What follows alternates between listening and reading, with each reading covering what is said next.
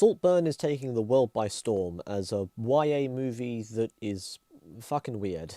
If you haven't heard of this movie, then you clearly haven't been on the internet for very long, because no one will shut the fuck up about this movie. It came out weeks ago in cinemas, but the second they drop it on Amazon Prime, everyone goes nuts. I didn't like it that much. I'm sorry, guys. I didn't like this movie that much. There are some good parts to it, and I'll get to those, but most of this movie's problems strain from how hard it's trying to be like a mind-blowing Oscar-winning piece of art, when really it's Saltburn. Positives. There are some positives to this movie. All the performances are fantastic. Rosamund Pike bodied this role. Barry Keoghan knows what type of film he's in. He just embraces the madness and dry comedy of the character, especially near the end of the film. Jacob Elordi is very hot. Don't think I need to remind anyone of that nowadays. Richard E. Grant honestly just needed more screen time. He was so underdeveloped, but was just so much fun to watch. Of course, the film looks gorgeous. The cinematography is unbelievable. Every shot looks like a painting. The production design and costume are all brilliant. On a technical level, this film is brilliant. It's great. I also think the script is solid. The story itself is great. The ending twist is... we'll get to it. The story's great, even though it's literally the same as Pier Pasolini's movie. And that is about all I liked about Saltburn. And you might think that that's all there is really to a movie, good camera, good performance, good story. Okay, here we go. Let's get into it. The first thing that I really didn't like about this film is that it's in 4:3. Why? Why is it in 4:3? Most movies, when they're in 4:3, explain why or have some kind of reason. Even a movie like Zack Snyder's Justice League, which doesn't need to be in 4:3, has a reason. Zack said it looked better on IMAX, and it's supposed to look more like a comic book, which is a stupid reason, but it's a reason nonetheless. I just don't get why. A friend told me that it's in 4:3 because it's supposed to look like a home movie from 2006. Which, fair enough, but because you're in this square, you don't get to look at these frames in their proper way. All of the shots of the house and of all the scenery and areas just look so cramped and small, and the shots aren't reaching their full potential because you're not looking at the entire shot. You're only looking at this square for no bloody reason. To me, the whole 4:3 thing just seems like a cheap way to win an Oscar, which is kind of what this film's trying to do. I think it's trying to win an Oscar too hard. It's kind of try-harding it.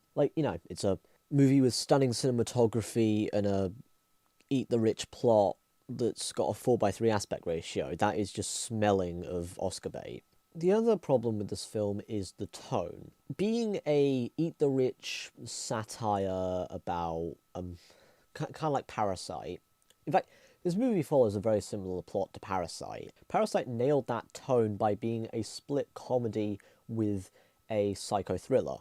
While Saltburn, the first half of it is pretty light-toned. It's quite funny at times and a bit disturbing, but it's upbeat, it's light, there's nothing dark about it yet.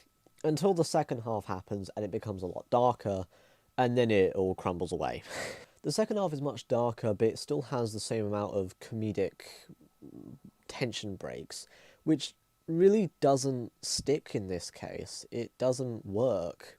There are a number of scenes that are impossible to take seriously because the film just doesn't treat it seriously. The actors do their best and the script is good, but the way it's edited, the way that certain things happen, certain characters do things, it feels like a 2000s comedy rather than a erotic thriller. A lot of people have been talking about the notorious 3 shock scenes.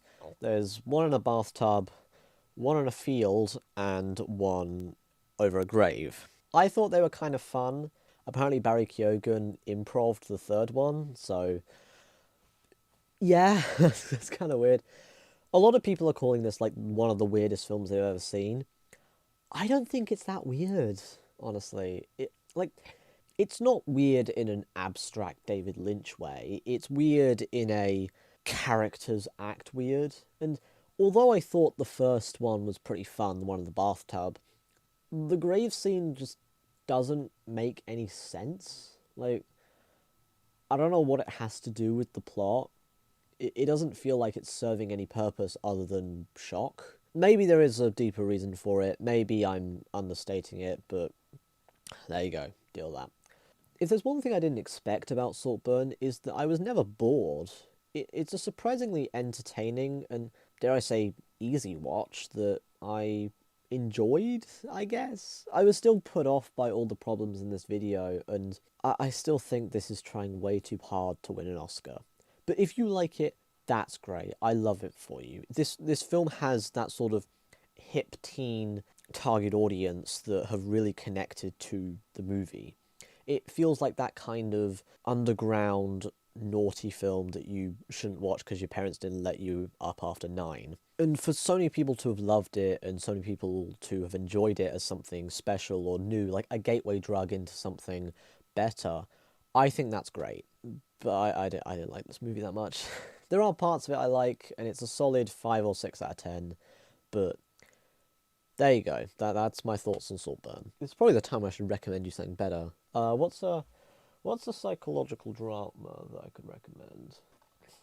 The Man Who Fell to Earth. That's one that I recommend. That is another sort of erotic thriller that works. It's not the same as Saltburn, like how Parasite is, but it's another sort of abstract, weird erotic thriller. The other one I'd recommend is Under the Skin, which I don't own on physical medium, but Under the Skin's another very strange one that I highly recommend. Go watch Saltburn, get your own opinion, but I don't think it's that good. And if you want to watch a much better erotic thriller, just watch any of these. Go watch The Man Who Fell to Earth.